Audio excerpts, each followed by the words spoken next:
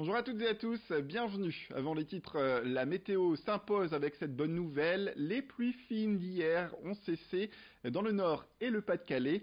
Place désormais aux éclaircies et aux températures un peu plus douces, même si on reste un peu en deçà des normales de saison.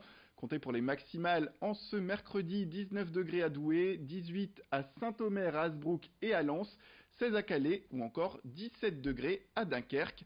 Plus d'informations sur vos prévisions, ce sera bien sûr avec la carte qui vient avec, tout de suite après cette édition. Les titres, l'association UFC Que Choisir renouvelle sa campagne énergie moins chère en France, dans les Hauts-de-France justement, dans la région. Le principe est de proposer aux abonnés au gaz naturel et à l'électricité de bénéficier d'achats groupés. Tous les 2 ans, l'association réunit un maximum de consommateurs et négocie des tarifs préférentiels auprès des fournisseurs d'énergie. Plus les consommateurs sont nombreux à participer, plus les tarifs forcément seront bas. L'arrivée du dispositif cette année est importante selon l'association qui pointe du doigt la hausse de 6% dès le 1er juin du tarif réglementé de l'électricité. Cette opération est mise en place depuis 10 ans et l'information de l'UFC est là l'année dernière. Les économies réalisées sur les 15 000 contrats qui ont été réunis dans la région ont représenté 1 million d'euros. On écoute Robert Bréon de l'association UFC Que Choisir. L'an dernier, nous avions eu une remise autour des 12%. De 12% sur 2 ans, c'est important parce qu'on a vu que ces 2 dernières années, les tarifs de l'énergie, ils avaient tendance à augmenter. Donc là, les prix sont bloqués pendant 2 ans. C'est un contrat que nous passons avec un fournisseur. Mais ce contrat n'engage que le fournisseur. Il ne faut pas penser que le consommateur est lié par son contrat, même si il consent à signer son engagement pour bénéficier de tarifs intéressants. S'il trouve qu'un mois, 2 mois, 3 mois après des tarifs plus intéressants, il peut très bien quitter l'opération et aller vers ça. Robert Bréon au micro d'Idil Gunaï qui revient également sur les négociations. L'impact, c'est la quantité. La quantité de consommateurs intéressés et le volume de kilowatts électricité, le volume de gaz.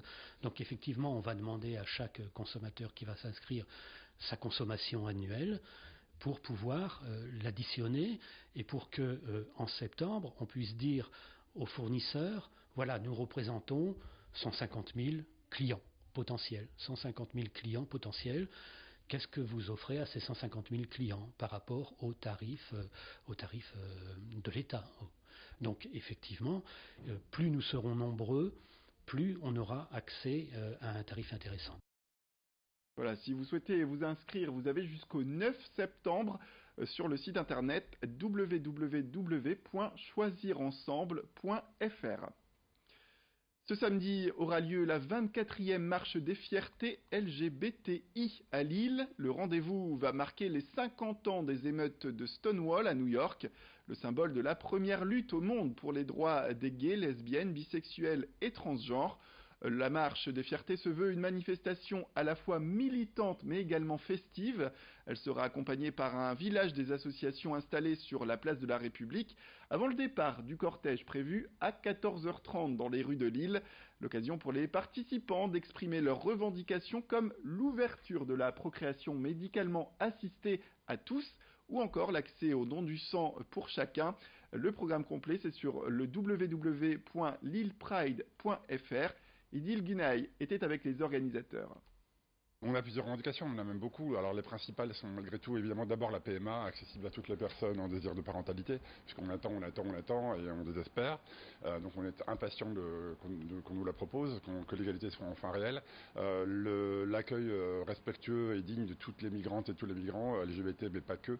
On ne peut pas parler de tri quand on parle d'humain, c'est pas possible, il faut que le gouvernement se réveille là-dessus. Troisième point, l'égalité des droits pour les personnes trans, l'évolution des droits pour les personnes trans, parce qu'on en parle moins, mais ça avance très peu en réalité, donc il faut que ça avance encore bien plus. Ici à Lille, on est une ville vraiment trans-friendly où les choses se passent plutôt bien pour les personnes trans, mais c'est pas le cas partout. Ce dimanche 9 juin sera un jour important pour la famille Desfontaines-Maes qui organise une cousinade géante. Ce sera le dimanche de la Pentecôte, ça se passera dans un lieu tenu secret, mais ça se passera dans la région. Cette réunion de famille va rassembler près de 700 personnes, un rendez-vous qui répond à une tradition vieille de plus d'un siècle et demi puisqu'elle remonte à Charles-Louis Desfontaines et Louise Élise Maes qui se sont mariés, tenez-vous bien, en 1856. Les deux époux avaient demandé dans leur testament à leurs descendants de se réunir régulièrement pour maintenir les liens familiaux. Nous nous sommes rendus à M à la rencontre d'Anne-Chantal Crombé, l'arrière-petite-fille de Charles-Louis Desfontaines et de Louise Élise Maes. Elle était au micro d'Idil Gunaï. Nous sommes descendants, tous les cousins de Charles-Louis Desfontaines et Louise Élise Maes qui se sont mariés en 1856. Et ce Charles-Louis, dans son testament, a demandé que ses descendants continuent à se voir régulièrement et à avoir une grande solidarité entre eux. Donc ces six fils se sont vus régulièrement, ils ont transmis ça à leurs enfants et cela perdure grâce à quelques cousins maintenant disparus qui ont maintenu cet esprit.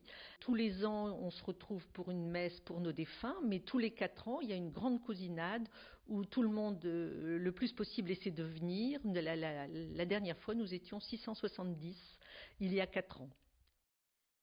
Et on termine avec Alicia Sanfilippo sur notre plateau qui va vous donner des bonnes idées sorties pour ce jeudi de l'Ascension à venir dans la métropole lilloise. Des expos, de la nature, de la pétanque, c'est ce qui est au programme de ce jeudi d'Ascension dans la métropole lilloise.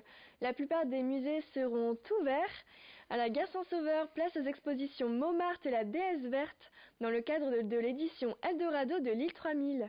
Vous pouvez aussi tester l'exposition Eldorama au Trépostal ou bien vous rendre au Palais des Beaux-Arts pour découvrir de nouvelles pépites artistiques. Et pour ceux qui ne sont pas très arts, on vous conseille d'aller au Zoo de Lille, qui est maintenant gratuit pour les habitants de la ville, mais aussi pour ceux d'Elem ou de l'Homme, munis du pass Zoo. Pour profiter de la nature toujours, les espaces naturels de la Melle seront ravis de vous accueillir, que ce soit au jardin Mosaïque à Houpla-en-Couanne ou le musée de plein air de Villeneuve-d'Ascq, vous y trouverez forcément un espace naturel à côté de chez vous. Autre événement incontournable de ce jeudi, la Oise Pétanque Cup organisée au Barnum des Postes dans le quartier de Oisem. Les inscriptions s'organisent dès 8h sur place. Et voilà pour vous les idées sorties.